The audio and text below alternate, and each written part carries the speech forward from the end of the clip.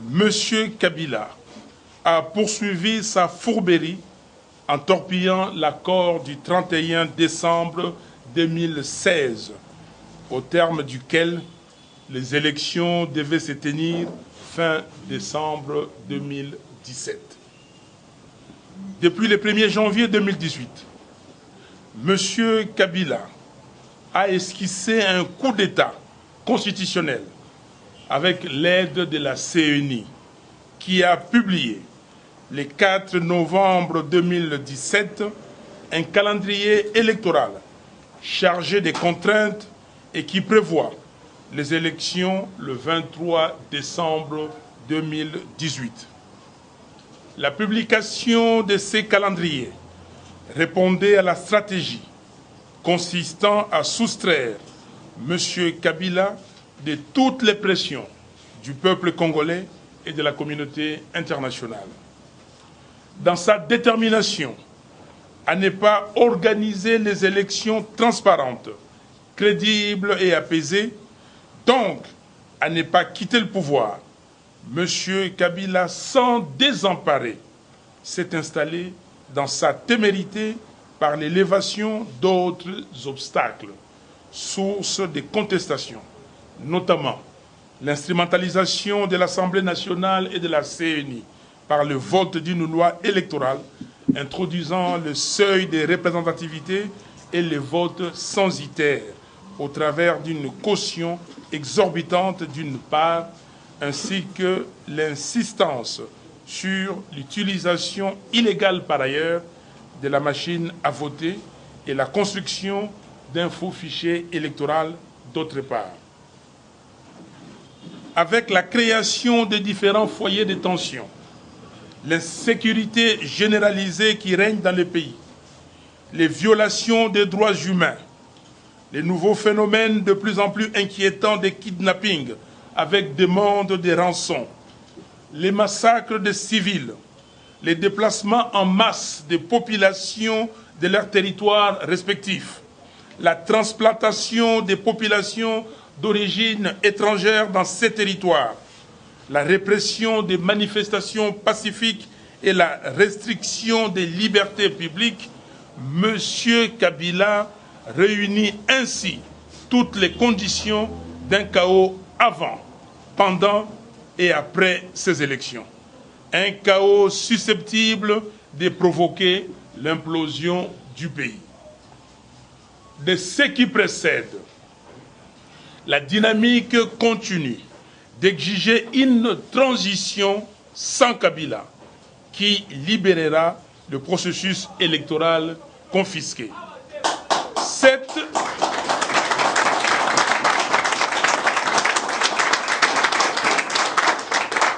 Je disais que la dynamique continue d'exiger une transition sans Kabila qui libérera le processus électoral confisqué.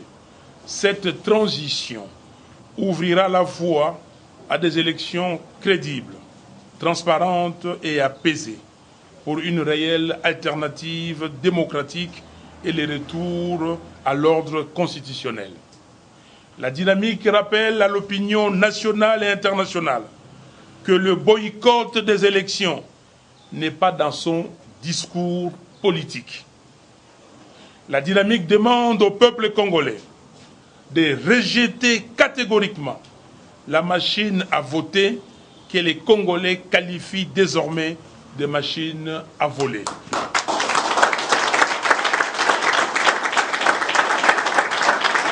La dynamique exige que la CENI mette à la disposition du public tous les dossiers d'appel d'offres international relatifs à l'audit du fichier électoral, y compris la lettre adressée à l'OIF lui demandant de conduire l'audit ainsi que la réponse de cette dernière.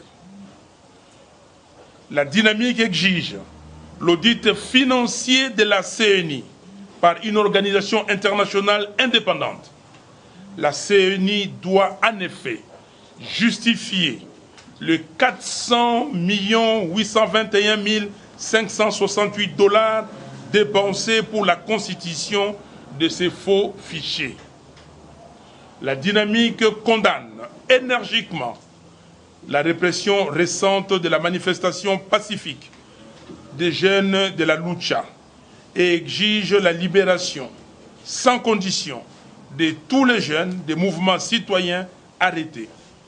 Dans ces registres, la dynamique exige aussi la libération des carbones bénis, dont l'état de santé se dégrade de jour en jour et qui, selon certaines sources, serait actuellement à la clinique Ngaliema, très malade. La dynamique en appelle à Madame Ben Souda, procureure à la Cour pénale internationale, en visite à Kinshasa, à se saisir d'office de tous les cas de violation des droits humains intervenus en RDC, y compris la séquestration par le pouvoir en place depuis plus de 2 mois maintenant du corps de Rossi Mukendi, lâchement assassiné lors de la manifestation du 25 février 2018, empêchant ainsi sa famille, ses amis et son organisation citoyenne de faire le deuil et de l'enterrer en toute dignité. Dans ces cadres, il n'est pas superfétatoire de rappeler le charnier de Maluku, les massacres de Beni, de Luturi et de Kassai. Rappelez-vous de l'affaire Kamwena Nsapu. La dynamique en appelle à la diaspora congolaise, au travers de certaines personnalités, des leaders d'opinion et de tous les autres compatriotes, à se mobiliser comme un seul homme pour libérer notre pays de l'emprise de M. Kabila et associés. Chers compatriotes de la diaspora, vous êtes plus de 10 millions de Congolais vivant à l'étranger. Vous êtes définitivement une force qui peut faire changer les choses. Notre responsabilité commune est de conjuguer nos efforts pour sauver notre pays en danger. La dynamique informe enfin l'opinion nationale et internationale qu'elle tiendra sa 3e convention les 29 et 30 mai prochains, et à l'issue de cette convention, la dynamique lèvera de grandes options en rapport avec les défis politiques et les menaces qui pèsent sur l'avenir de notre pays. Pour la dynamique, il est urgent que le peuple congolais, l'opposition politique congolaise, la société civile, les mouvements citoyens, la diaspora congolaise, les organisations sous-régionales et régionales, ainsi que la communauté internationale, comprennent et prennent la mesure du piège dans lequel M. Kabila tente de nous enfermer et agissent promptement, chacun en ce qui le concerne, afin de nous en défaire. Dans cette perspective, la transition sans Kabila demeure la voie de sortie.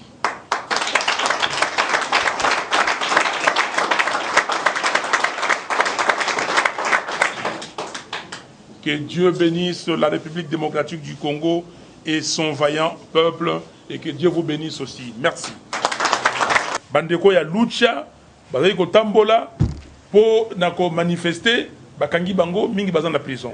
Ndeko na biso, bandeko na biso mingi lelo yo bazali arrêté bazan na boloko, bakanga bango. Il faut batika bango. Ndeko Beni Carbone ya Filimbi, bakanga ye tala lelo yo sans ami balé mobimba. Sans ami balé lelo yo toyoki kazali maladi, état de santé neza malamu te, na tongo yo toyoki ke azali na hôpital Ngaliema bamimi kuna moyen ezali te. Donc ezali mawape soni. Dynamique opposition. Elobi na madame la procureure ya CPI, madame Ben Souda oyo azali na visita wana Kinshasa na RDC. Que ata la makambu nyonso oyo ya violation des droits de l'homme ezali koleka awa banda makambo ya charnier ya maluku toloba yango bomonaki makambo tosalisaki semaine ya le 19 au 25 janvier 2015 baboma batu bakenda komona na kuna na charnier ya maluku faut kolandela makambo wana makambo ya Beni ndenge za koleka koboma batu makambo ya Ituri koboma batu makambo oyo eleki na Kasai bakasai nyoso wana oyo baye koboma ti ba expert internationaux tolingi batala makambo atala makambo wana alandela yango alandela biso pe likambo oyo ya ndeko na biso Rossi Mukendi bawote koboma wa le 25 février 2018 na manifestation na lisel sezai ko salisa balai catholique babomi mwana ya batu atiki mwasi na bana azali na baboti baze kolela ti lelo yo bandeko na ye bakamarade na ye biso nyonso moyen to salisa nani balilita ya ndenge balelaka batu pa na biso ezalite yango wana tolobi atala makambo wana po nani nzoto ya carbone ba bimisa yango tolela ye malamu excusez-moi carbone po ba bimisa carbone na hôpital na boloko ibongo nzoto ya Rossi ba bimisa yango tolela yango na ndenge elongo bani dynamique elobi boye na bandeko na biso oyo bazali na mikili mususu to bengi na li falase bandeko ya diaspora à travers ba leader bazana kuna bazana ba leader ya kafu kafu bazana ba personnalité politique ya premier rang kuna na bamboka ya poto ya Amerika bamboka mususu ya Afrique du Sud Inde ti Congolais ali partout ti na Brésil na Russie nyonso bandeko wana bakomi kotanga wa tozali plus de 10 millions de Congolais à l'étranger misusu ko balobi 16 millions bandeko ezali bamboka misatu pays misatu awa na Afrika to sengi na bandeko wana ba compatriotes basala makasi po biso nyonso to libérer Congo bazali na makasi bazali na force monene et soki balingi to sangani to ko libérer Congo et pa yoyo Kabila auti kotia biso dynamique et lobi lisusu boye que biso mikolo ezali koya le 29 pe le 30 mai ya sanza oyo ya mitano toko salisa convention to benyango troisième convention ya misato to sala ya liboso ya mibale siko ya misato convention wana tango toko bima toko yebisa bino makambo nini oyo to lengeli pour la politique ndenge za koleka pour la makambo ya sécurité ya pays pour la processus électoral pe na nyonso oyo etali mboka na biso pour la dynamique et sengeli na peuple congolais noki noki na opposition congolaise noki noki société civile ba mouvement citoyen ba congolais nyonso ya diaspora noki noki pe ba organisation sous-régionale en Afrique, pe régionale. Et longo moko na communauté internationale. Que biso nyonso to yeba pe to zo molayi ya piège oyo Kabila atandeli biso motambo oyo atandeli biso poto kangama to yeba molayi ya motambo wana peut to sala noki pour to agir noki noki moto na moto esika oye azali pour to mi bimisa na motambu wana to mi longola na motambu wana yango wana tolobi na ndenge wana oyo biso to bengi transition sans Kabila yango nde moto eko bimisa biso na motambu wana to sengi na nzambe abatela ekolo Congo pe na bana na ye pe abate la bino melesi mingi. Cher Dominique Dinanga, vous nous dites que vous, dynamique de l'opposition, vous continuez à chanter la transition sans Kabila alors que les choses avancent, n'est-ce pas, une perte de temps. ce n'est pas une perte de temps. Nous sommes des hommes et des femmes de conviction. Est-ce que ce n'est pas dans votre radio que j'entends souvent dire ces derniers temps, est-ce qu'il y aura élection? Est-ce que les conditions sont réunies pour qu'il y ait élection? Est-ce que M. Kabila n'est-il pas en train d'instrumentaliser les députés, entre guillemets, de sa mouvance pour retarder la loi sur la répartition des sièges? Il y a des est-ce que. Vous-même, en tant que journaliste, et vous pensez que nous sommes dans la bonne voie? Est-ce que vous pensez que nous allons avoir ces élections crédibles, transparentes et apaisées? J'ai suivi dans une des radios, encore ce matin, hier soir ou ce matin, que l'ancien président de la CNI a dit qu'on n'a pas besoin de la machine à voter pour organiser les élections le 23 décembre 2018. Mais que dit M. Nanga, le président actuel? Que sans machine à voter, on ne peut pas avoir les élections. Est-ce que voyez-vous, vous, la volonté dans le chef de la CNI et de M. Kabila d'organiser les élections? C'est pour cela que nous nous disons, regardez les titres de notre point de presse. C'est de faire du piège de M. Kabila. C'est un piège. C'est un piège. C'est comme l'affaire de l'œuf et de la poule. Qui vient le premier? Et il y a élection ou il n'y a pas élection? S'il n'y a pas élection, à qui la faute? C'est à ça que M. Kabila veut vous amener. M. Kabila nous amène des sujets inutiles pour nous distraire. Mais nous avons très bien dit que nous, on ne passe pas le temps. Nous vous avons dit que les boycotts n'est pas dans notre vocabulaire politique. Nous préparons les élections, mais nous préparons les élections crédibles, transparentes et apaisées. On ne nous aura pas, on ne va pas nous piéger. Examinez bien, analysez bien, disséquez ces titres-là.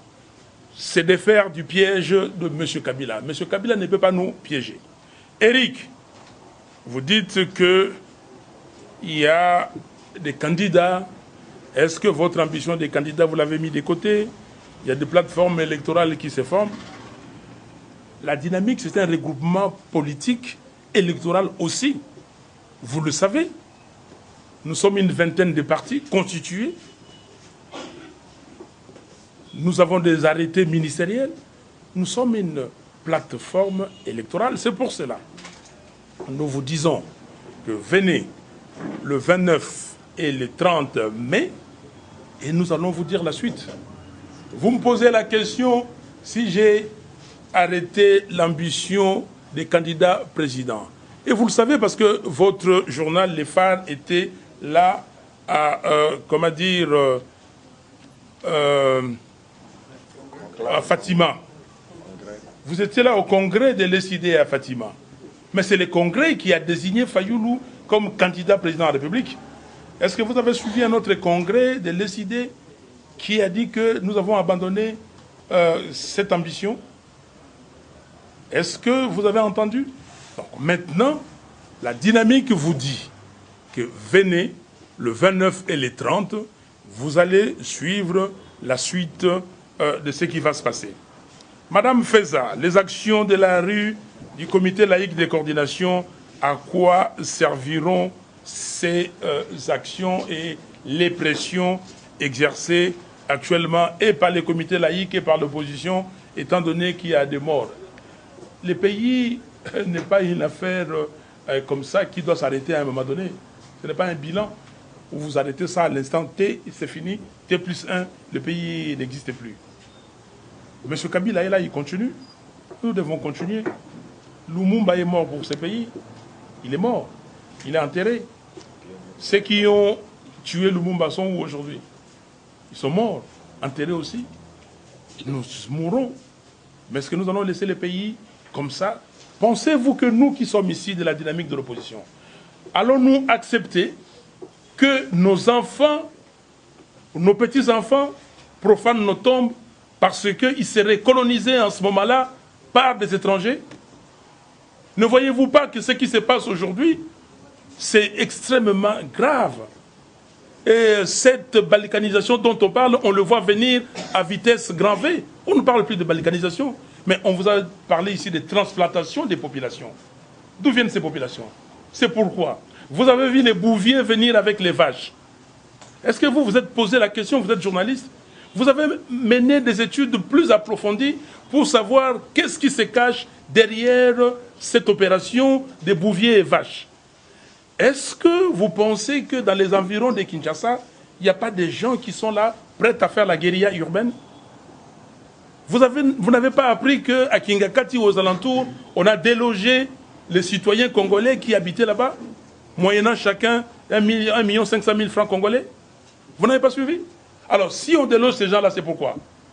C'est pour transplanter d'autres, oui ou non? Vous n'avez pas suivi que M. Kabila et sa famille possèdent, à titre privé, personnel, l'équivalent de 2 fois de l'île de Manhattan, les grands centres d'affaires de New York, ici au Congo? Vous n'avez pas appris ça? Donc, nous disons qu'il faut continuer les actions, il faut libérer les pays. Nous allons tous mourir, mais personne ne veut mourir.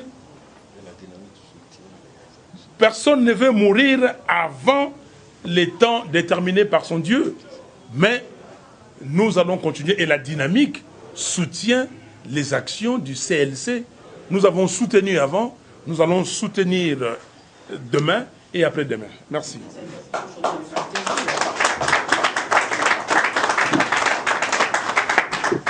On analyse parce que vous avez répondu à votre confrère Dominique Dinanga. Très bien. Vous dites que les indiscrétions. Parce que vous êtes journaliste et vous savez. Et vous utilisez un euphémisme pour dire les indiscrétions. Mais vous le savez que Kabila ne veut pas aller aux élections.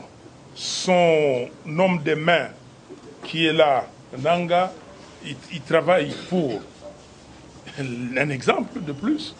Dans la loi électorale, il est inscrit que la diaspora doit voter. On vous dit qu'on n'a pas encore organisé l'enrôlement pour la diaspora. Nous le savions et nous l'avions dit à ce moment-là que quand on a dit que la diaspora on allait enrôler la diaspora, nous avons dit tout de suite, voilà, autre stratagème pour qu'il n'y ait pas élection, pour compliquer l'affaire. Ils vont sortir par là pour dire, voilà, la loi dit ceci, il faut, sinon, si on ne veut pas que la diaspora participe aux élections, il faut changer la loi. Mais la loi dit que la machine à voter est prohibée pour ces élections. Article 237 terre. Mais pourquoi on amène la machine à voter? La loi dit que le vote électronique. Parce que la machine à voter, c'est électronique. Vous pouvez engager les débats. Donc, je suis totalement d'accord avec vous. Mais nous, et là, vous voulez aussi nous piéger, mais il n'y a pas de piège. Vous dites que vous irez aux élections le 23 et tout ça. Je vois votre subtilité. Nous avons dit clairement que nous voulons des élections crédibles, transparentes et apaisées. Donc, que les Congolais, nous tous, que nous nous battions pour ces élections. Et nous irons aux élections. Mais nous ne boycotterons pas les élections non plus. Nous irons aux élections. Et nous voulons, c'est pour cela, nous ne pouvons pas laisser M. Nanga tranquille. Mentir tout le temps. Assurer l'opacité totale des opérations qu'il entreprend. Aujourd'hui, nous vous parlons de 400 millions de dollars dépensés. Et nous insistons. Vous savez ce que ça représente, 400 millions. Si quelqu'un a pris un marché, il a pris 10% de ces 400 millions. Ça fait combien? Ça fait 40 millions. Donc le monsieur peut, lui, placer ses députés comme il l'entend. Vous parlez de machine à voter. 180 millions. Si un monsieur ou une dame a pris 10% là, 18 millions de dollars. Est-ce qu'on se rend compte? On a les ordres de grandeur dans nos têtes ou on ne les a pas? Donc, nous disons que la CENI veut cette énième prolongation. Mais c'est ça la stratégie. C'est ça la stratégie. Et c'est ça le piège. Madame... comment elle s'appelle? Madame Allé, Niki Allé, vient ici. Il dit, je veux les élections. Je veux les élections. La communauté internationale veut les élections. Je suis venu voir M. Kabila pour lui dire un mot. Les élections, s'il n'y a pas les élections en 2018, c'est fini, nous, on ne le suivra plus. Kabila a dit, mais quelle pression. La population demande. Et comme tout le monde demande, allez, Nanga, balancez-leur un calendrier, comme Mobutu semble-t-il avait dit, Buka Bango Lokuta. C'est exactement la même chose. Si vous ne comprenez pas, c'est exactement la même chose. Mais, entourer ça des contraintes, 18, 17 ou 18. Et maintenant, on ne parle même plus de ces contraintes. Maintenant, d'une façon malicieuse, on a institué les suffrages censitaires. C'est-à-dire, si vous n'avez pas l'argent, vous ne payez pas. Celui qui participe à l'élection, c'est celui qui a de l'argent. On vous glisse les seuils.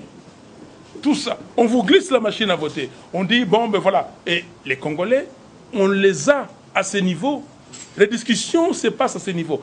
Aujourd'hui, nous ne devons pas être à ce niveau de discussion. On n'a jamais eu ces discussions avant. Les élections, le processus électoral, c'est quelque chose qui doit aller en s'améliorant. Nous avons eu 2006. On a eu des erreurs que nous avons commises. Nous avons eu 2011. Nous avons vu ce que 2011 nous a donné. Maintenant, nous savons avoir les élections ce qui devait être de 2016. On n'a jamais parlé de machine à voter.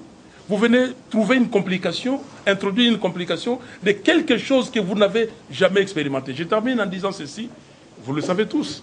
Et c'est là où je suis aussi un peu troublé par vos commentaires, vous en tant que journaliste. Est-ce que quelqu'un s'est posé la question, ou est-ce qu'une telle machine que M. Nanga propose, M. Nanga et Basengezi, où est-ce qu'une telle machine a été déjà utilisée dans le monde? On vous a posé la question? Quand nous avons posé la question, on nous a dit que non, c'est une technologie, c'est une conception congolaise. C'est ça, non? On dit que ces machines-là vont être fabriquées en Corée du Sud. Nous avons appris que la Corée a dit on ne peut pas exporter ces machines de la Corée.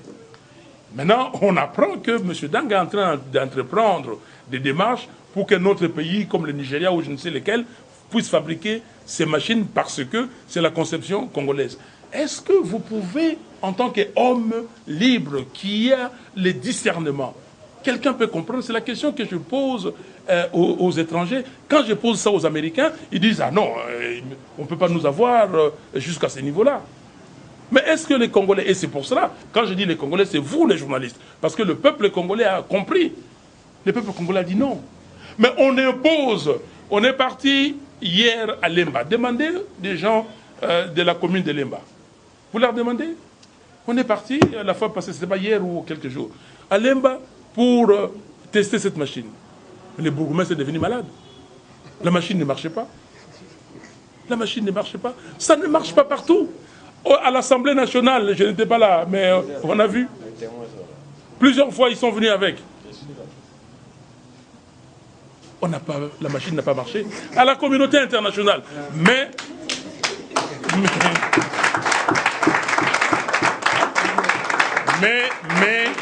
nous sommes devenus comme des enfants. Vous n'avez pas mon âge.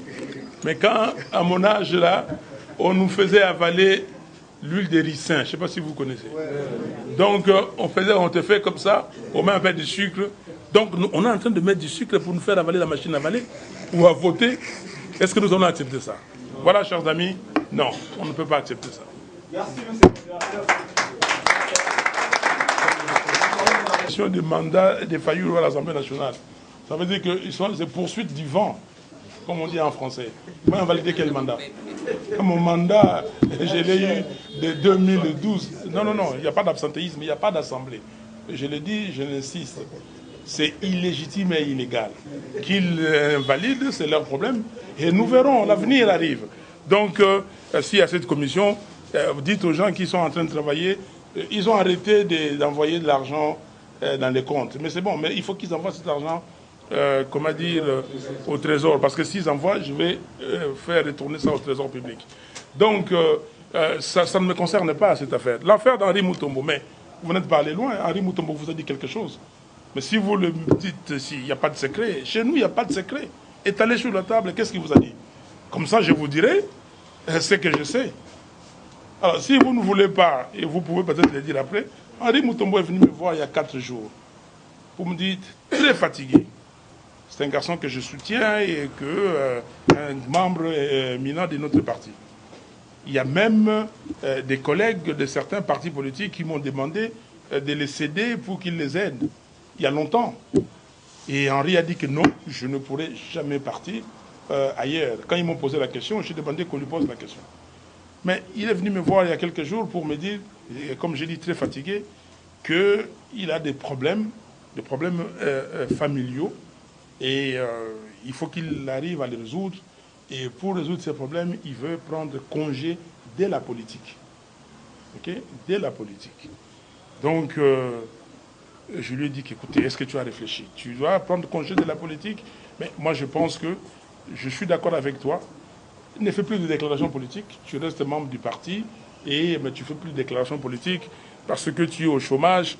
J'ai compris, peut-être tu n'arrives pas à avoir du travail à cause de ton engagement politique.